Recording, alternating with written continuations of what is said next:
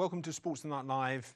It's Bet Racing Nation special. We're looking ahead to the jump season. We have got Nicky Henderson coming on the phone very soon. But first of all, we're joined by one of our regular pundits on the programme, Luke Elder. Good evening, Luke. Good evening, Mr. Finch. How are we? I'm fine, thank you. And I didn't know whether you'd prefer to be before Nicky Henderson or after, but we've got you on first, Luke. That's right of way. OK, I can just about hear you, but hopefully we'll get that sorted. We've got some horses to follow, and I don't know where we're going to start, but where we're going to start? Faugheen? Yeah, I think Faugheen's probably the right place to start, isn't it?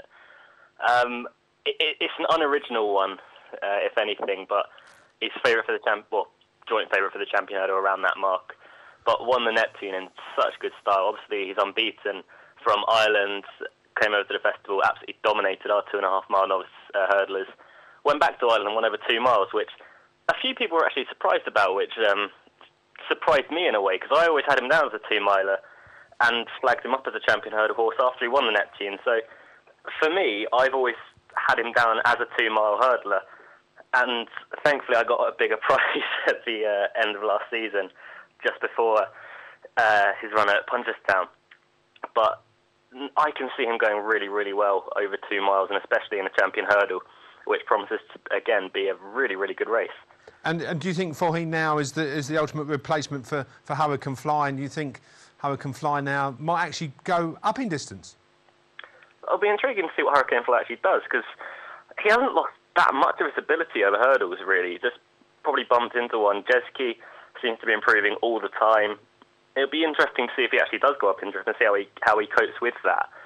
But, yeah, I mean, you'd have to say Faugheen is the obvious replacement for Hurricane Fly, and it'll be interesting to see if he can actually do it in years to come, or whether he's going to be one of the typical French types that's sort of around for a few seasons and then doesn't really do much after that. Now, in terms of I mean, we're not here to sort of surmise what Willie Mullins might do, but obviously Cheltenham is some way away. Where do you think the targets might be leading up to that? Presumably Leopardstown will be one towards the end of the year. Yeah, you'd imagine so. I'd be surprised if we saw him over on this side of the pond before Cheltenham, really. I think Cheltenham would be obviously the main aim, probably onto Punchestown again after that, but I don't know.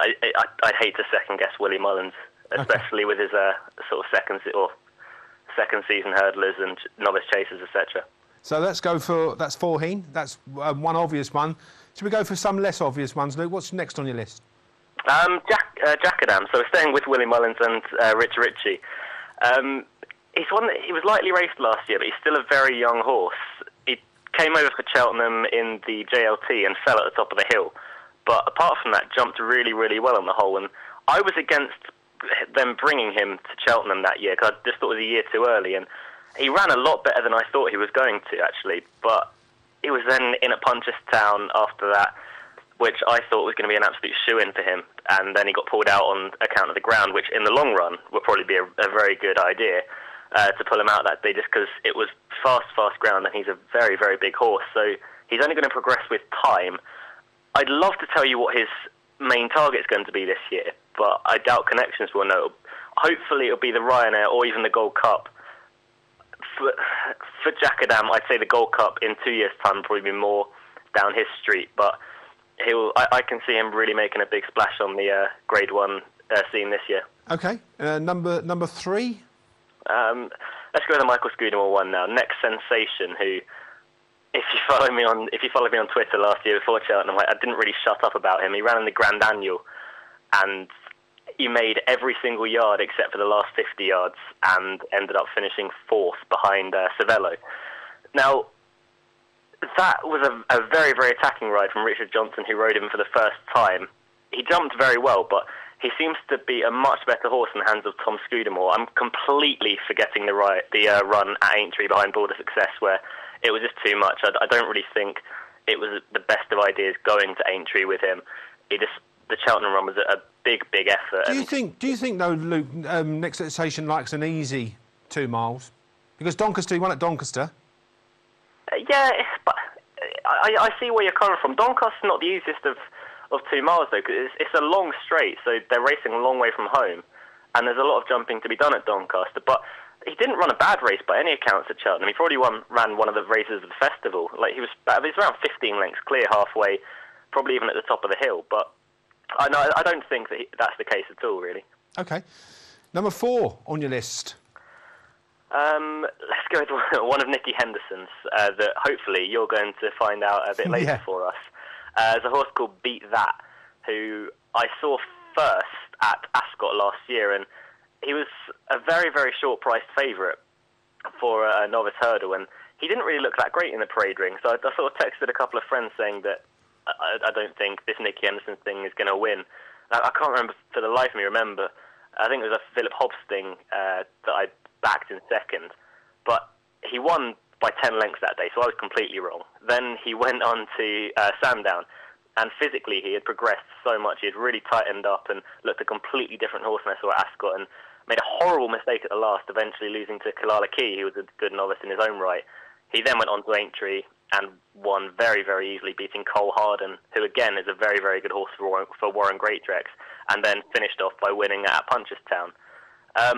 But the question I want you to ask later on is he staying hurdling or going chasing? Because no one really seems to have a clue at the moment. well, Nicky Henderson was quoted saying he'd make a great chaser next year, but I see that bookmakers have got him quite short for the World Hurdle, as short as maybe 10 to 1 at this stage. So they don't know either. Hopefully we can get the exclusive.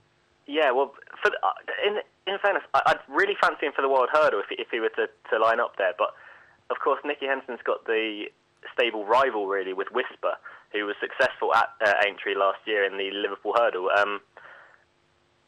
I assume he'd want to split them two up.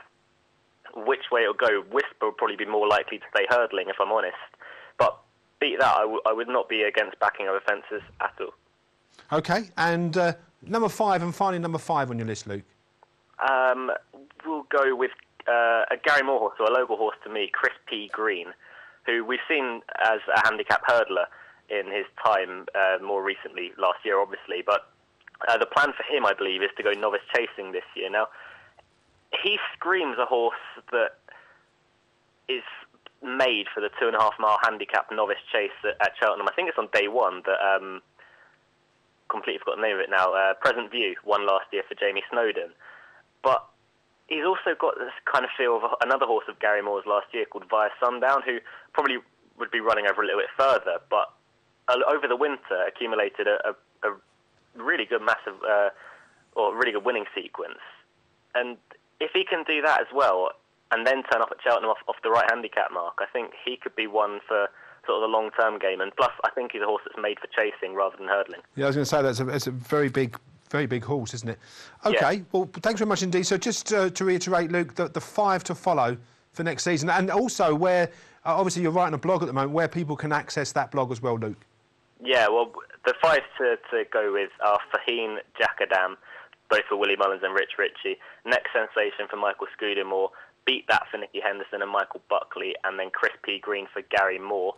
I'll be writing the blog. It'll go up on the Bet Racing Nation website as well, but my personal one is lukeelder.blogspot.com, and you can access that whenever you want. But it will be on the Bet Racing Nation website. Don't you worry about that. OK, thanks very much indeed, Luke. And let's hope we've got 5 good winners early part of the season as well, and hopefully I can find out a bit about Beat That. Thanks very much.